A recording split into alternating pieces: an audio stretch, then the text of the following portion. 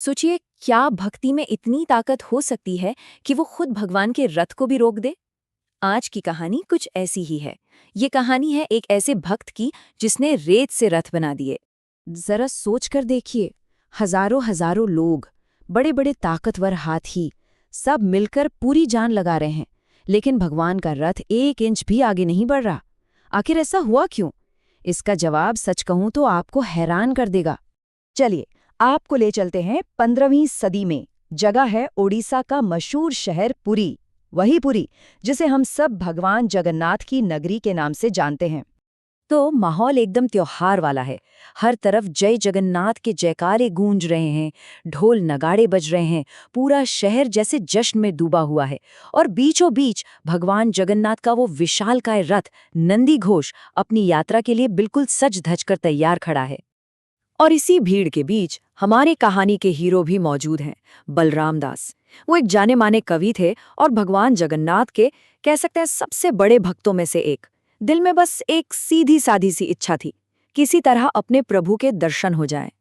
अब एक आम भक्त की तरह ही उनका दिल भी बस इस बात के लिए तरस रहा था कि कैसे भी करके एक बार अपने भगवान को पास से देख लें, उनके उस विशाल रथ को छू लें।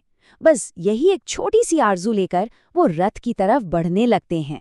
लेकिन जैसे ही वो रथ पर चढ़ने की कोशिश करते हैं, वहां खड़े पुजारी उन्हें रोक लेते हैं। और जो शब्द वो कहते हैं वो किसी तीर की तरह चुभते हैं। वो कहते हैं, अरे, तुम जैसे साधारण आदमी का यहाँ क्या काम? और बस इतना कहकर वो बलराम दास को बेरहमी से धक्का देकर नीचे गिरा देते हैं। आप सोच सकते हैं, इस अपमान से बलराम दास का दिल एकदम टूट गया। आंखों से आंसू रुकने का नाम ही नहीं ले रहे थे। ये सिर्फ एक धक्का नहीं था, ये चोट उनके शरीर पर नहीं बल्कि सीधे उनकी आत्मा पर लगी थी। पर यहीं से कहानी एक नया मोड़ लेती है और एक बहुत बड़ा सवाल खड़ा होता है। जब किसी की सच्ची भक्ति को, उसके श्रद्धा को ऐसे ठुकराया जाता है, तो फिर होता क्या है? क्या वो भक्ति खत्म हो जाती है या फिर वो अपनी प्रार्थना का कोई नया रास्ता ढूंढ लेती है? और बलराम दास ने, जानते हैं, दूसरा रास्ता चुना। वो चुपचाप उस भीड़ भाड़ और शोर शराबे से बहुत दूर चले गए और पहुंच गए समंदर के शांत किनारे। और वहां उन्होंने अपने अपमान के उस गहरे दर्द को अपनी भक्ति की ताकत में बदल दिया। और वहां उन्होंने अपने मन को पूरी तरह से एक जगह लगा लिया। वो जो अपमान की कड़वाहट थी ना, वो अब एक खूबसूरत प्रार्थना बन चुकी थी। वो सब कुछ भूल गए और बस गीली रेत से अपने प्रभु के लिए कुछ बनाने में लग गए। और फिर क्या था, देखते ही देखते उन्होंने सिर्फ अपनी भक्ति के दम पर रेत के 3 शानदार रथ बना डाले, जिन्हें बाद में बाली रथ कहा गया। फिर उन्होंने अपनी आंखें बंद की और एकदम सच्चे दिल से भगवान जगन्नाथ, बलभद्रा और देवी सुभद्रा से गुजारिश की कि वो इन रेत के रथों पर आकर विराजे। अब वापस शहर में चलते हैं। वहां एक बहुत ही अजीब बात हो रही थी। भगवान जगन्नाथ का वो विशाल रथ नंदी घोष अपनी जगह से 1 इंच भी आगे नहीं बढ़ रहा था। हजारों लोगों ने मिलकर जोर लगाया, फिर राज्य के सबसे ताकतवर हाथियों को भी काम पर लगाया गया, लेकिन रथ तो जैसे अपनी जगह से हिलने का नाम ही नहीं ले रहा था। टस से मस नहीं हुआ। ऐसा लग रहा था मानो किसी ने उसे जमीन से चिपका दिया हो। मतलब सारी की सारी कोशिशें बेकार हो गईं। पूरा त्योहार जैसे थम सा गया था। हर कोई बस हैरान परेशान था। कुछ समझ नहीं आ रहा था। ऐसा लग रहा था जैसे रथ आगे बढ़ने के लिए किसी खास चीज का या शायद किसी खास इंसान का इंतजार कर रहा हो। अब राजा तो ये सब देखकर बहुत परेशान हो गए। उन्होंने भगवान से प्रार्थना की और तभी उन्हें एक दिव्य एहसास हुआ। उन्हें समझ आया कि अरे, भगवान तो उस बड़े वाले रथ में है ही नहीं। वो तो अपने प्यारे भक्त बलराम दास के प्रेम में बंधकर समुंदर किनारे उनके बनाए रेत के रथों पर जा बैठे हैं।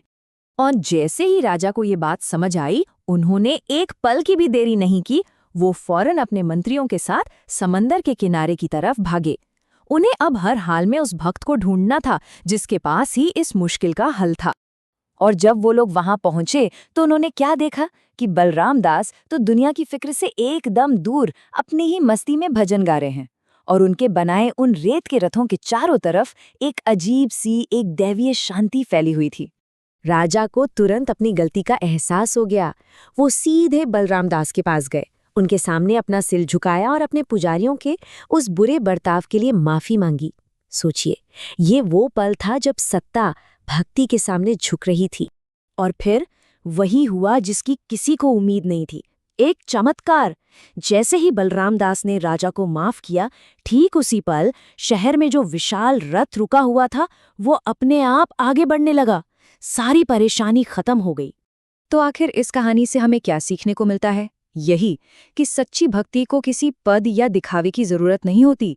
दिल की सच्चाई में साहब इतनी ताकत होती है कि वो दुनिया की बड़ी से बड़ी शक्ति को भी झुका सकती है, क्योंकि भगवान को बड़े बड़े आयोजन नहीं, सिर्फ और सिर्फ सच्चा प्यार अपनी ओर खींचता है। तो ये कहानी हमें एक बहुत गहरे सवाल के साथ छोड़ जाती है कि हमारी आस्था का, हमारी श्रद्धा का असली पैमाना क्या है? क्या वो बड़े बड़े पूजा पाठ और दिखावा है, या फिर एक साधारण से भक्त का सच्चा साफ दिल? इसका जवाब शायद हम सबको अपने अंदर ही खोजना है।